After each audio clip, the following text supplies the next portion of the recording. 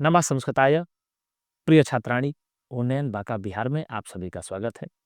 मैं शिवम शुक्ल आज एक नवीन वीडियो के साथ आया हूँ, जिसमें देखिए संस्कृत आप शुरू से पढ़ा रहे हैं, कक्षा 10वीं और आज हम लोग पढ़ेंगे अभ्यास प्रश्न। 10वीं में हम लोगों ने मंगलम पाठ पढ़ा था। कौन सा पाठ? मंगलम पाठ पढ़ लिया था। उसी मंगलम पाठ का अभ्यास प्रश्न रह गया था, तो उस अभ्यास प्रश्न को हम लोग आज हल करेंगे। तो आइए सीधे हम लोग चलते हैं अभ्यास प्रश्न की ओर। क्या दिया हुआ है अभ्यास प्रश्न में, तो देखते हैं अभ्यास प्रश्न में दिया है अभ्यासः मौखिकः। देखिए हमने आपकी पुस्तक उठाया है, पुस्तक से ही जो प्रश्न दिए हुए हैं उसी पुस्तक के प्रश्नों को हम लोग यहाँ हल करेंगे।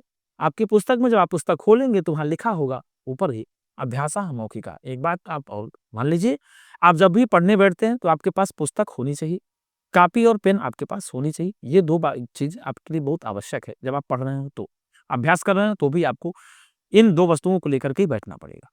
तो अभ्यासा मौखिक है, यद्यपि यहाँ पर मौखिक अभ्यास करना है, आपको मौखिक उत्तर देना है। परीक्षाओं में आपको लिखित देना होता है, प्रश्न दिया मौखिक अभ्यास करना है। आइए, एक पदेन उत्तरम वदत, एक पद में उत्तर दीजिए। कितने पद में? एक पद में उत्तर देना है। एक बात आप स्पष्ट ये समझ लीजिए, प्रश्न की प्रकृति क्या है, प्रश्न क्या पूछ रहा है, प्रश्न क्या कहना चाहता है, आपको वही उत्तर देना है। अपने से आपको जोड़ करके नवीन उत्तर नहीं देना है। हम छात्रों में बहुत सारी गलतियां देखने को पाते हैं, जब कापियां जांचते हैं या उनको चेक करते हैं तो उसमें देखने को ये मिलता है कि अगर प्रश्न एक पद में पूछा है, आप पूरा संपूर्ण पद लिख देते हैं। आपको संपूर्ण पद नहीं लिखना है, आप वाक्य पूरा बना के लिख देते हैं। वाक्य नहीं लिखना है, उसमें एक पद यानी एक पद में उत्तर देना है। यदि आपको दिया है कि नहीं संस्कृतेन संपूर्णम उत्तरम ददातु, संस्कृत में पूरा उत्तर दीजिए, तब आप संस्कृत में पूरा उत्तर दीजिए। यदि आपसे पूछता है कि हिंदी में उत्तर देना है, बहुत सारे छात्रों को मैं देखता हूँ संस्कृत बांट देते हैं, संस्कृत लिख देते हैं। आप क्यों लिखते हैं? एक्स्ट्रा बिल्कुल नहीं लिखना है, अपने से कुछ नहीं जोड़ना उसमें। यदि आपसे एक पद में पूछा है तो आप एक पद में देंगे, यदि आपसे संस्कृत में उत्तर देने के लिए पूछ रहा है तो आप संस्कृत में उत्तर देंगे। यदि आपसे नॉर्मल वो हिंदी में प्रश्न कर रहा है, हिंदी में आपको प्रश्न का उत्तर देना है, तो आपको हिंदी में ही प्रश्न का उत्तर देना होगा।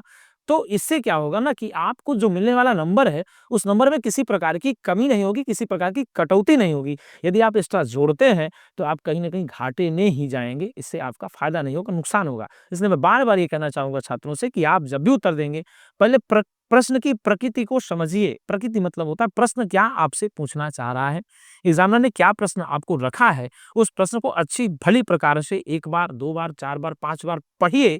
उसके बाद समझ करके, सोच करके आप उत्तर देंगे।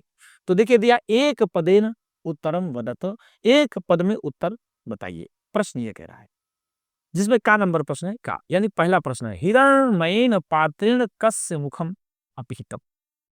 इसका मतलब ये हुआ कि हिरण्मयेन सोने के पात्रेण पात्र से कस्य किसका मुखम अपिहितम, यानी हिरण्यमय सोने के पात्र से किसका मुख ढका हुआ है। तो हम लोगों ने पढ़ा है मंत्र को, पूर्व में ही पढ़ लिया था। 5 मंत्र है मंगलम पाठ के, 5 मंत्र का पहला ही मंत्र था हिरण्मयेन पात्रेण सत्यस्यापिहितम मुखम तत्वम पूषन्न पाप्रम सत्य धर्माय दृष्टये। ये मंत्र हम लोगों ने पढ़ा था। तो यहाँ पूछा कस्य मुखम अपिहितम, तो आप सीधे सीधे करेंगे उत्तर में। कोई पूछता है मौखिक बताना है तो आप बताएंगे सत्यस्य। क्या कहेंगे? सत्यस्य। ये हुआ एक पद, एक पद हुआ, यानी आपका 2 नंबर का ये प्रश्न है, आपको 2 नंबर मिल जाएगा। यदि आपने इसमें एक्स्ट्रा जोड़ा कुछ भी तो आपका नंबर कट जाएगा, आप माइनस में चले जाएंगे। इसलिए आपको ध्यान रखना है कि सत्यस्य लिखना है। यदि पूछा है कि हिरण्मयेन पात्रेण कस्य मुखम अपिहितम, तो आप बताएंगे सत्यस्य, यानी सोने के पात्र से किसका मुख ढका हुआ है, तो उत्तर बताएंगे सत्य से, सत्य का मुख ढका हुआ है। आपका उत्तर ये राइट हो जाएगा एक पद में। किसमें है भैया? एक पद में। फिर खा नंबर में देखिए दिया है सत्य धर्माय प्राप्तये किम अपावृणु, अर्थात सत्य धर्मा, मुझ सत्य धर्मा की प्राप्ति के लिए किम अपावृणु, क्या हटाए? प्रश्न आ रहा है क्या हटाया जाए, क्या हटा? तो आप इसमें क्या करोगे? तो सत्य धर्माय प्राप्तये, तो आप बताएंगे पात्रम अपावृणु। क्या कहेंगे?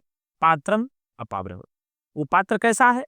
तो आप बताएंगे हिरण्मयम पात्रम अपावृणु, सोने के पात्र को हटा दीजिए। आपने पढ़ा था मंत्र में, हिरण्मयेन पात्रेण सत्यस्यापि हितं मुखम तत्त्वं पूषन् न पावृणु सत्य धर्माय दृष्टे। हे पूषण, हे सूर्य भगवान, मुझ सत्य धर्मा के लिए, उस सत्य का दर्शन करने के लिए, उस सत्य के पात्र को हटा दो, जो जिस सोने के पात्र से सत्य का द्वार ढका हुआ है, मुख ढका हुआ है, उस सोने के पात्र को हटा दिए। तो ये पात्रम अपावृणु, किम अपावृणु, पात्रम अपावृणु, आप पात्रम लगाएंगे एक पद में उत्तर आपका ये सही हो जाएगा। ग नंबर में प्रश्न दिया, ब्राह्मणः मुखम केन आच्छादितम अस्ति। ब्राह्मणः मुखम केन आच्छादितम अस्ति, यानी ब्रह्म का मुख किससे आच्छादित है, ब्रह्म का मुख किससे आच्छादित है, तो आप बताएंगे ब्रह्म का मुख जो है हिरण्मयेन पात्रेण, हिरण्मयेन, ये थोड़ा सा अलग हो जाएगा, ठीक है ना, हिरण्मयेन और आगे जाएगा पात्रेण, ये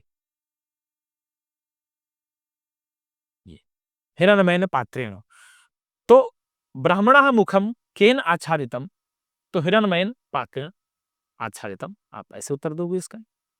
फिर प्रश्न दिया आगे, महतो महीयान कहा, यानी महान से भी महान कौन है, महान से भी महान कौन है। हम लोगों ने मंत्र पढ़ा था, अड़ोरड़ियान महतो महीयान आत्मा सृजंतोर निहितो गुहायाम तमक्रतुः पश्यति वीत शोको धातु प्रसादान महिमानमात्मनः, ये हम लोगों ने पढ़ा था। तो प्रश्न आया कि महतो महीयान कह अस्ति, तो महतो महीयान आत्मा अस्ति। वहां किसके बारे में चर्चा हो रही थी, आत्मा के बारे में चर्चा हो रही थी कि यह जो आत्मा है, मतलब महान से भी महान है, सूक्ष्म से भी सूक्ष्म है, आत्मा की चर्चा यहां आई थी। तो आप उत्तर लगा देंगे, सीधे आत्मा हो जाएगी। और फिर प्रश्न दिया, अड़ोह अड़ियांग कहा, अणु से भी अणु कौन है। यहां प्रश्न किया कि महतो महियान, महान से भी महत्तर कौन है, मतलब दीर्घ से भी दीर्घतम कौन है, तो बोला आत्मा है। कौन है, आत्मा है। और यदि यहां प्रश्न पूछा कि अणु से भी अणु कौन है, तो आप बताएंगे इसमें भी आत्मा ही उत्तर जाएगा। क्या जाएगा, आत्मा ही उत्तर जाएगा। हम लोग पढ़े ये मंत्र जो है ना, अड़ोरणियान महतो महियान, कृष्ण यजुर्वेद का है, और कृष्ण यजुर्वेद के है कठोपनिषद का है। कठोपनिषद के शाखा का भाग है कृष्ण यजुर्वेद, उससे लिया गया है। उसी में नचिकेत, आपसे हमने बृहद चर्चा की है कि एक बाजस्रवस राजा रहे, उनका पुत्र नचिकेता रहा, और पिता जो है विश्वजीत यज्ञ किए, और विश्वजीत यज्ञ में क्या है, पिता जीवशील गायों को दान दे रहे थे, ब्राह्मणों को, विप्रों को। ये देख करके ब्राह्मण वाला बोला कि पिताजी आप मुझे किसे दान में देंगे, जीवशील गायों को दान में दे रहे हैं, मुझे पाप लगेगा। तो ये सब सुन करके ना नचिकेता को उसके पिताजी ने क्रोधित होकर के उसको साप दे दिया था। तब वो जाकर यमराज के यहाँ गए थे। तो यही अड़ोर अड़ियान महतो आत्मा के विषय में यमराज जी से पूछते हैं नचिकेता जी, तो उसी के बारे में चर्चा आई थी, उसी के बारे में मंत्र आया था। हमने पूरा उसको संक्षेप, ज्यादा इसमें बात नहीं चलाई, तो प्रश्नोत्तरी है आपकी, प्रश्न है आपका, इसलिए इसमें सीधे कहा कि अड़ोर अड़ियान कहा, तो अड़ोर अड़ियान आत्मा वर्तते। महतो महियान कहा, महतो महियान आत्मा वर्तते। तो यहाँ दिया एक पदे उत्तरम वदत, एक पद में यदि पूछा है तो आपको एक पद में ही उत्तर देना है, अपने से कुछ एक्स्ट्रा बिल्कुल नहीं जोड़ना। ये मैं बार बार कहता हूं आपसे। चलिए आगे देख लेते हैं, आगे क्या दिया हुआ है। अब आगे आया, पृथिव्यादेः महत् परिमाण युक्तात् पदार्थात् महत्तरः कहा। पृथ्वी आदि महत् परिमाण युक्त पदार्थों से महत्तर कौन है। जो पृथ्वी आदि पदार्थ हैं, द्रव्य गुण कर्म सामान्य विशेष समय अभाव सप्त पदार्थ तरसंग्रह, आप पढ़ने जाएंगे तो वहां पर पदार्थों की चर्चा आती है। 7 पदार्थ हैं, तो पृथ्वी भूमि है, जल है, ये सब क्या है, पदार्थ हैं। तो इन पदार्थों में परिमाण युक्त पदार्थात, पदार्थों से महत्तर कौन है, कौन है, गुरु जी आत्मा ही है। कौन है गुरु जी, यहां भी आत्मा ही लगाएंगे आप, उत्तर आपका आत्मा जाएगा। यानी एक पद में आप उत्तर दे रहे हैं, आपको 1 से 2 पद नहीं करना, 3 पद नहीं लिखना, उत्तर आपको वही देना है। फिर दिया आगे 6 में, कीदृशः पुरुषः निजेन्द्रिय प्रसादात् आत्मनः महिमानं पश्यति शोकरहितश्च भवति। किस प्रकार का पुरुष निजेन्द्रिय प्रसादात्, अपनी इंद्रियों की प्रसन्नता से, किससे गुरुजी, निज यानी अपनी इंद्रिय प्रसादात्, इंद्रियों की प्रसन्नता से ठीक, आत्मनः महिमानं पश्यति शोक रहितस्य भवति। आत्मा की महिमा को देखता है और शोक रहित हो जाता है। तो अरुरणीयान महतो महीयान, पहले तो आपको मंत्र याद होना चाहिए। आत्मा से जंतोर निहितो गुहायाम, तमक्रतुः पश्यति वीत शोकः, धातु प्रसादान महिमानमात्मनः। तो भैया सीधे सीधे कहा कि वीत शोकः किस प्रकार का, कीदृशः पुरुषः। तो आप उत्तर लगाएंगे वीत शोकः पुरुषः। कैसा भैया? वीत शोकः च भवति, धातु प्रसादान महिमान, वीत शोकः या वितरागी पुरुष। एक अरोरणीयान महतो महीयान, आत्मा से जंतुर निहितो गुहाया, तमक क्रतुः पश्यति वीत शोको। ठीक है ना? तो वीत शोकः च भवति हो जाता है, और धातु प्रसादान महिमानम आत्मनः, आत्मा की दिशा पुरुषः निजेंद्रिय प्रसादात आत्मनः महिमानम पश्यति। तो सीधे सीधे कहा भैया अक्रतुः अर्थात कामनाओं इंद्रियों आदि से रहित, जिसमें किसी प्रकार की कामनाएं ना हो, जिसमें किसी प्रकार की अपनी कोई इच्छा ना हो, तो अक्रतुः क्रतु से रहित। ठीक है ना? और वीत शोकः जो अक्रतुः है, जो निष्कामी पुरुष, ऐसा कहेंगे आप। उत्तर इसमें लगाएंगे निष्कामी पुरुष। क्या लगा देंगे उत्तर? निष्कामी पुरुषः। आप्तकामी पुरुषः, आप ऐसे भी उत्तर देंगे कि आप्तकामी पुरुष जो होगा, जो निष्कामी पुरुष होता है, वही जो है आत्मा की महिमा को ऐसा देखता है। तो ठीक, वीत शोक हो जाता है। तो जो आप्तकामी कहे, चाहे निष्कामी पुरुष कह दीजिए, आप जो भी कहेंगे, तो आप्तकामी पुरुष आप उत्तर आराम से लगा दे सकते हैं। आप्तकामी पुरुषः, ठीक है ना? आप्तकामी पुरुषः, आप ऐसे लगा देंगे इसको उत्तर। तो कीदृशः पुरुषः निजेंद्रिय प्रसादात आत्मनः महिमानं पश्यति शोक रहितस्य भवति। तो आप्तकामी पुरुषः, ऐसे आप उत्तर लिखेंगे। अर्थात जो विधाता को प्राप्त करने की इच्छा रखने वाला पुरुष होता है, वो पुरुष आप उत्तर लगाएंगे। किम जयम प्राप्नोति, कौन जय को प्राप्त करता है, किसकी जय होती है? तो भैया हम लोगों ने पढ़ा था सत्यमेव जयते नान्यतम। तो भैया किम जयम, तो सत्यम, सत्यम जो है जयम प्राप्नोति, तो सत्यम पद है, सत्य की ही जय होती है। अन्यतम न जयते, झूठ की जय कभी भी नहीं होती है। ऐसा हम लोगों ने प्रश्न पढ़ा था। फिर देखिए प्रश्न आगे दिया, किम जयम न प्राप्नोति। पहला प्रश्न था किम जयम प्राप्नोति, कौन जय प्राप्त करता है? तो बोला सत्यम। फिर बोला किम जयम न प्राप्त होती, न प्राप्नोति, तो बोलेंगे असत्यम। क्या कहेंगे गुरु जी? असत्यम। असत्यम जयम न प्राप्नोति, सत्यम जयम प्राप्नोति। ये मंत्र ही था, सत्यमेव जयते नानृतम, सत्येन पंथाः विततो देवयानः, येनाक्रमन्ति ऋषयो ह्याप्तकामाः, यत्र तत्सत्यस्य परम निधानम। ऐसे हम लोगों ने पढ़ा था। तो भाई साहब किम जयम प्राप्नोति, तो सत्यम जयम प्राप्नोति। किम जयम न प्राप्नोति, तो असत्यम जयम न प्राप्नोति। आप एक पद में उत्तर लगाएंगे, असत्यम लिख देंगे। आगे दिया काह नाम रूपंच विहाय समुद्रे अस्तम गच्छन्ति। कौन, कौन अपने नाम रूप आदि को छोड़ करके समुद्र में अस्तम गच्छन्ति, समुद्र में जाकर के विलीन हो जाती है। बताइए कौन हो जाती है? तो आप लोगों को भाई साहब उत्तर देने के लिए मंत्र को पढ़ना पड़ेगा। जब मंत्र को पढ़े रहेंगे तो उत्तर कहीं से पूछ ले, कहीं से पूछ ले उत्तर, आप परफेक्ट उत्तर लगा देंगे। यदि आपको मंत्र नहीं पता बाबूजी, तो आप कितना भी पढ़े रहें, कितना भी योग्य रहें, आप उत्तर नहीं दे पाएंगे जल्दी। इसलिए आपको मंत्र पढ़ना पड़ेगा, मूल पढ़ना पड़ेगा। ये बात मैं बार बार कहता हूं मेरे प्रिय छात्रों, आप मूल पढ़ने की आदत डालिए। क्वेश्चन बैंक जो आप रट रहे हैं बैठ करके, जो आप ऑब्जेक्टिव किसी के द्वारा पढ़ाए गए पुस्तक बार बार ऑब्जेक्टिव फोकस करके उसी को पढ़ ले रहे हैं कि परीक्षा में फंस जाएगा। वो बोल दिया कि हम महामैराथन करा दिए। अरे महामैराथन क्या, महामैराथन का बाप है ये मूल पुस्तक। यदि मूल पुस्तक पढ़ लिए, मूल मंत्र को जान गए, तो मंत्र से इतर प्रश्न क्या बनाएगा एग्जामिनर? मंत्र से ही प्रश्न बनाएगा, जो भी बनाएगा। यदि मंत्र ही पढ़ लिए तो गुरुजी प्रश्न कहीं से भी आए, कोई दिक्कत नहीं। तो क्या कहा, काह नाम रूपंच विहाय समुद्रे अस्तम गच्छन्ति। आप उत्तर लगाएंगे नद्यः।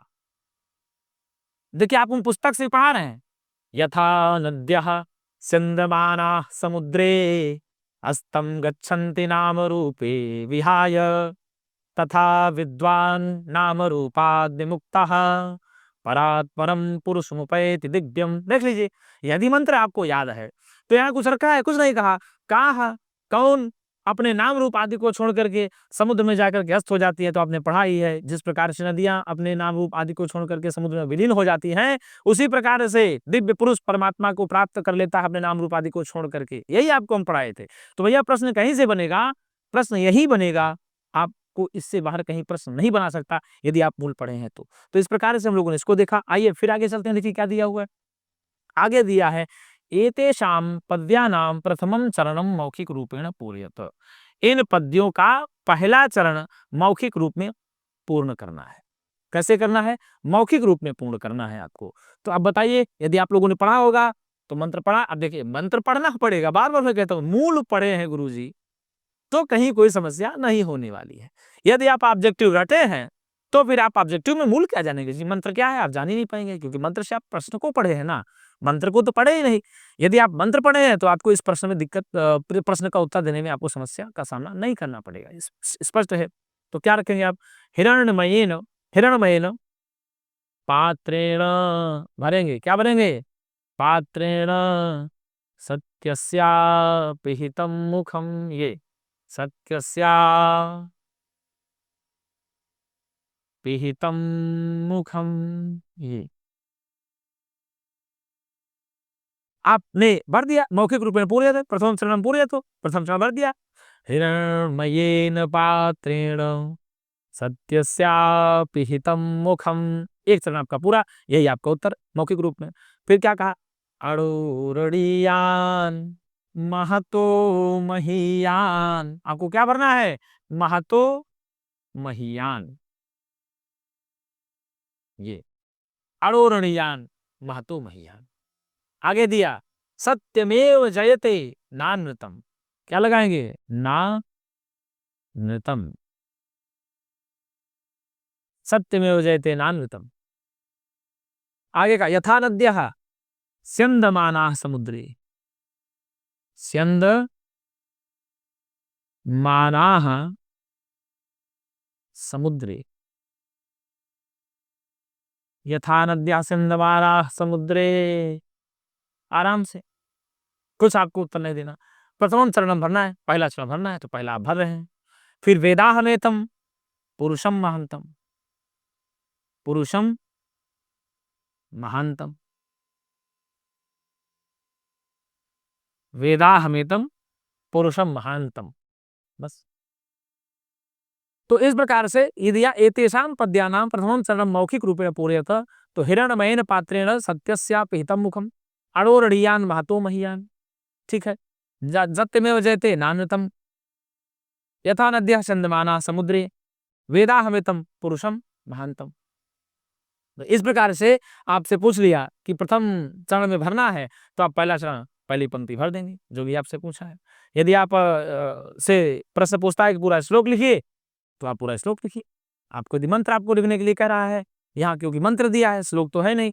यदि मंत्र आपसे दिया हुआ है कि आप मंगलम पाठ का कोई एक मंत्र लिखें, तो आप पूरा लिख देंगे। प्रथम चरण दिया है, आप प्रथम चरण पूरा कर देंगे। तो हिरण्मयेन पात्रेण सत्यस्यापिहितं मुखम् अड़ोरणीयान् महतो महीयान् सत्यमेव जयते नानृतम् यथा नद्यः स्यन्दमानाः समुद्रे वेदाहमेतं पुरुषं महान्तम्। तो इस प्रकार से आप इसका उत्तर देंगे।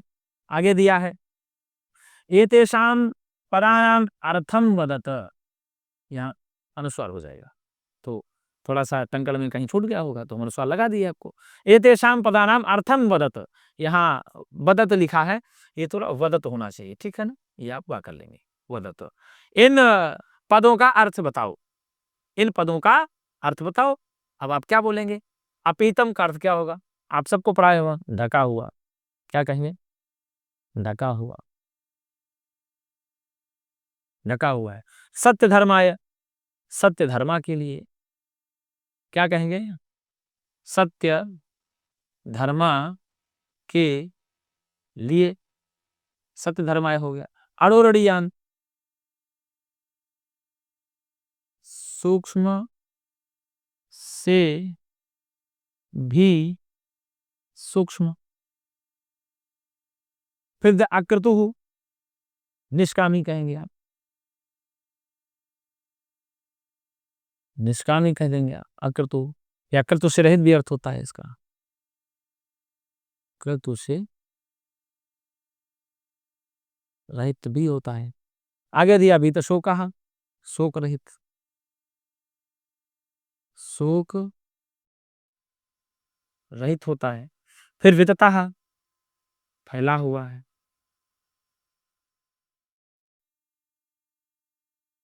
आगे दिया देवयानः, देवताओं का मार्ग। आगे दिया है आप्तकामः, आप्तकामी अर्थात विधाता को प्राप्त करने की इच्छा रखने वाले। ब्रह्म को प्राप्त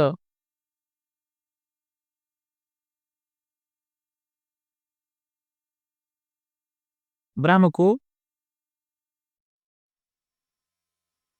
ब्रह्म को प्राप्त करने की जिज्ञासा रखने वाले, आपका अर्थ ये हो जाएगा। ब्रह्म को प्राप्त करने की जिज्ञासा रखने वाले आप तो कामी पुरुष कहे जाते हैं। छंदमानाः, बहती हुई। आप इसका स्क्रीनशॉट भी ले सकते हैं। स्क्रीनशॉट लिख करके आप अपने कॉपी में उतार लीजिएगा। हमारी राइटिंग थोड़ा सा बहुत ठीक नहीं रहती, तो हमारी राइटिंग पे आप नहीं जाइएगा, हमारी भावना पे जाइएगा कि सर क्या बता रहे हैं, और जो हम बोल रहे हैं उस भावना पर आप जाएंगे और अपनी कॉपी में लिख लेंगे तो आपका बेस्ट हो जाएगा। हमारी राइटिंग देखिए बहुत, यद्यपि बहुत बेस्ट नहीं है, लेकिन हम लिखने का प्रयत्न करते हैं, गलत नहीं, तो आप इसके स्क्रीनशॉट भी ले सकते हैं। आए ना आया, इसके अतिरिक्त यही पूरा आया। तो अपिहितम मतलब ढका हुआ होता है। सत्य धर्माय, सत्य धर्मा के लिए। अड़ोरड़ियान, सूक्ष्म से भी सूक्ष्म। अक्रतु, निष्कामी कहिए, चाहे क्रतु से रहित कर दीजिए। वित शोकः, शोक रहित। और विततः, फैला हुआ है। देवयानः, देवताओं का मार्ग। आप्तकामाः, ब्रह्म को प्राप्त करने की जिज्ञासा रखने वाली। छंदमानाः, बहती हुई। अयनाय, इसके अतिरिक्त। ये पूरा इन शब्दों का एक एक अर्थ हुआ। आइए अब आगे देख लेते हैं क्या दिया। आगे दिया स्वस्मृत्या कांचित संस्कृत प्रार्थना श्रावयतु। ये प्रश्न आपके लिए है। ये प्रश्न किसके लिए है? आपके लिए है। यदि हमसे कहेंगे तो हम भी सुना देते हैं, भाई अपनी स्मृति के अनुसार आपको कोई संस्कृत प्रार्थना सुनाना है, तो हम तो संस्कृत प्रार्थना में माँ सरस्वती के उपासक हैं। तो या कुंदेन्दु तुषार हार धवला, या शुभ्रवस्त्रावृता, या वीणावरदण्डमण्डितकरा, या श्वेतपद्मासना, या ब्रह्माच्युतशङ्करप्रभृतिभिर्देवैः सदा वन्दिता, सा मां पातु सरस्वती भगवती निःशेषजाड्यापः। तो यही है, अपने स्मृति के अनुसार आपको जो भी याद हो, अपने स्मृति के अनुसार, अपने स्मरण के अनुसार आपको कोई संस्कृत प्रार्थना सुनाना है। जैसे हमारी स्मृति में आया, भाई सरस्वती वंदना करिए, हम कर दिए। आपको हम 5 मंत्र पढ़ाए हैं, आप कोई मंत्र बोल देंगे, वो संस्कृत प्रार्थना ही है। हिरण्मयेन पात्रेण सत्यस्यापिहितं मुखं तत्त्वं पूषन्न पावृणु सत्य धर्माय दृष्टये। आप कोई भी अपने स्मृति के अनुसार एक संस्कृत प्रार्थना सुना देंगे, जैसा कि हमने आपको भी बोल करके बताया। तो मित्रों, धन्यवाद। आज के लिए इतना ही। हम पुनः एक नई वीडियो के साथ मिलेंगे, तब तक के लिए नमः संस्कृताय।